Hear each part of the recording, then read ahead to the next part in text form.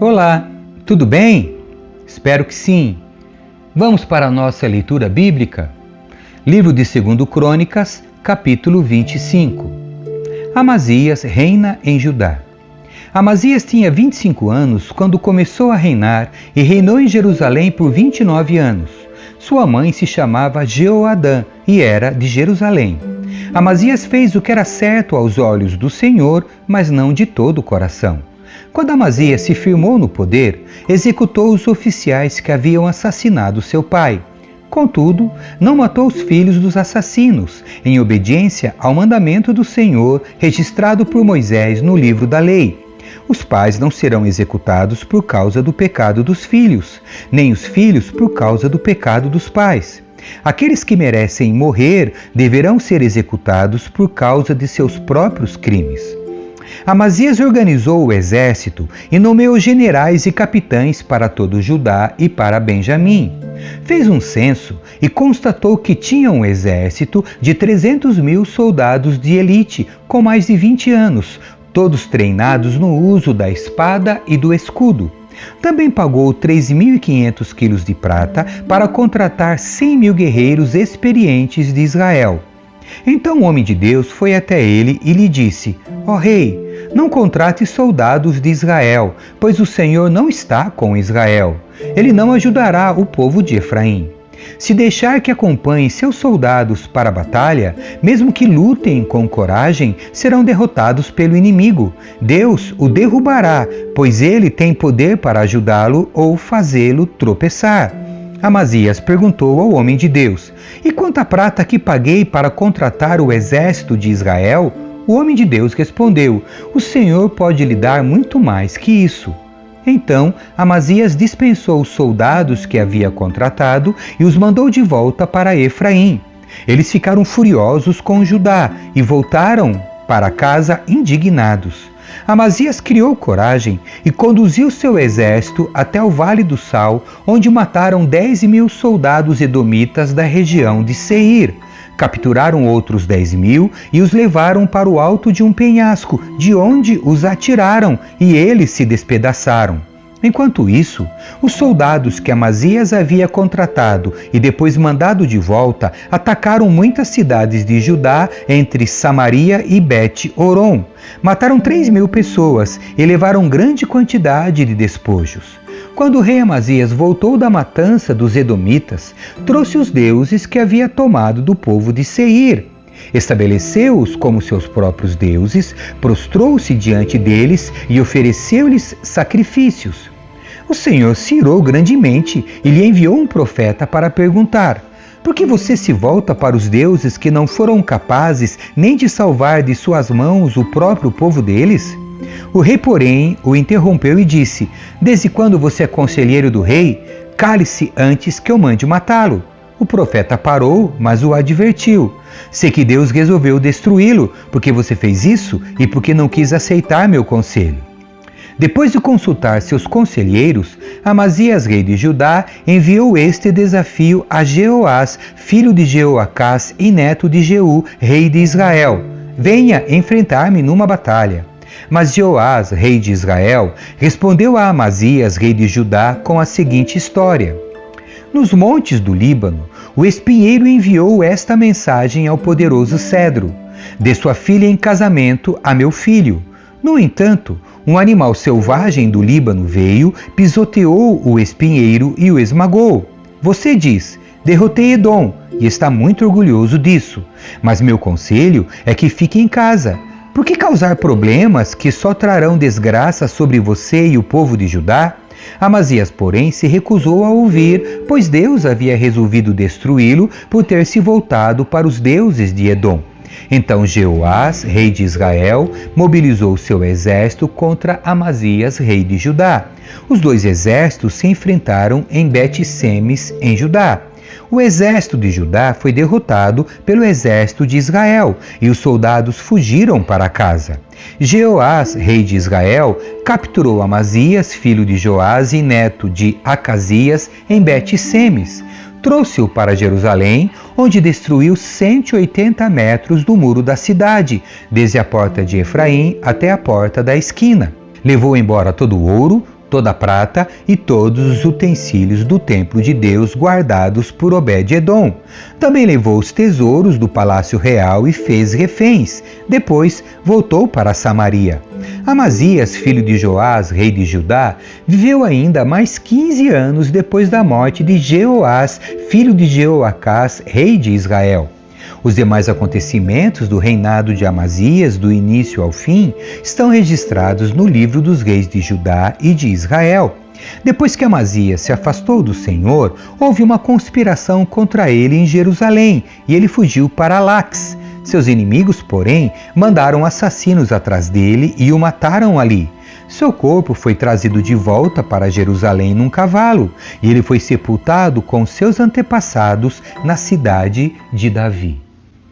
Capítulo 26. Uzias governa em Judá. Todo o povo de Judá proclamou Uzias, de 16 anos, rei, como sucessor de seu pai Amazias. Depois que seu pai morreu e se reuniu a seus antepassados, Uzias reconstruiu a cidade de Elate e a recuperou para Judá. Uzias tinha 16 anos quando começou a reinar e reinou em Jerusalém por 52 anos. Sua mãe se chamava Jecolias e era de Jerusalém. Fez o que era certo aos olhos do Senhor, como seu pai Amazias. Uzias buscou a Deus durante a vida de Zacarias, que o ensinou a temer a Deus. Enquanto o rei buscou a direção do Senhor, Deus lhe deu êxito. Uzias declarou guerra contra os filisteus e derrubou os muros de Gate, Jabne e Asdod. Ele construiu novas cidades na região de Asdod e em outras partes da Filístia. Deus o ajudou nas guerras contra os filisteus, nas batalhas contra os árabes de Gur e nas guerras contra os meunitas. Os meunitas lhe pagavam tributo anual e sua fama se espalhou até o Egito, pois ele havia se tornado muito poderoso. Uzias construiu torres fortificadas em Jerusalém, junto à porta da esquina, à porta do vale e no canto do muro. Também construiu fortalezas no deserto e cavou muitas cisternas, pois tinha grandes rebanhos nas colinas de Judá e nas planícies. Era um homem que amava a terra. Tinha muitos trabalhadores que cuidavam de seus campos e vinhedos, tanto nas colinas como nos vales férteis.